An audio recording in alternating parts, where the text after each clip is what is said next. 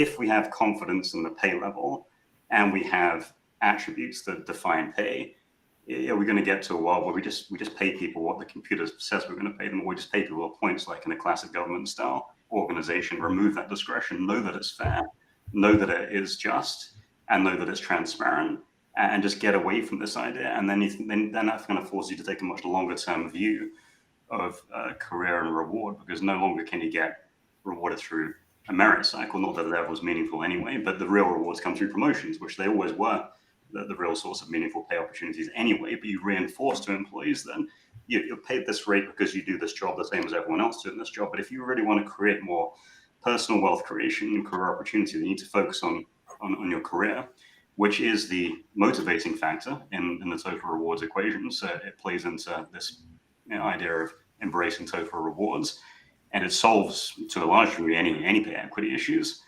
And it removes that inherent bias in the process of managers making discretionary decisions around pay.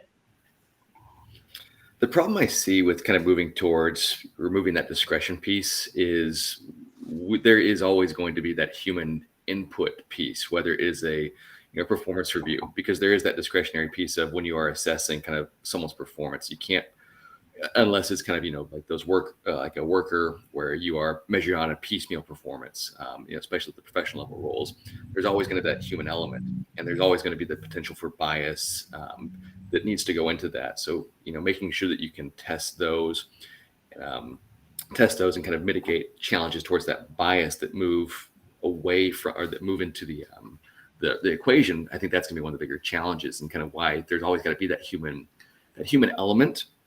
Because it's there from the very beginning, and it's hard to remove.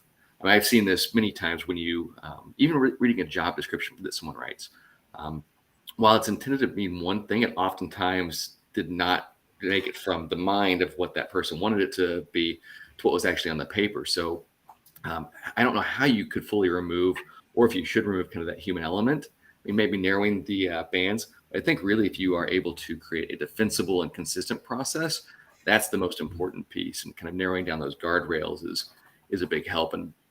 But I mean, I think that there are tools that will continue to come out there that help kind of establish those guardrails, but I would be scared to remove kind of all that discretion piece.